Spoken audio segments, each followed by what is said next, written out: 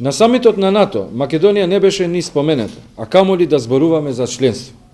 Да не заборавиме дека Али Ахмети го трампаше албанскиот јазик за НАТО, како да албанскиот јазик беше пречка за членство.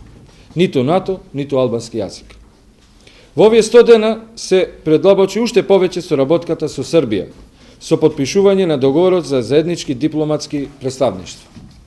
Имајќи го ресорот на образованието, не можат да ги променат ниту имињата на училиштата, а камоли да ги задоволат барањата и потребите на образованието кај албанците, што е во многу лоша состојба. За 100 дена усвоија еден антиалбански ребаланс на буџетот и се при крај со усвојувањето на буџетот за 2015 година, што е исклучително дискриминаторски за албанците. Дуи со украден и купен легитимитет, неспособни и неуки, корумпирани и заглавени во криминал, ги втурна албанците во длабока беда и безперспектива.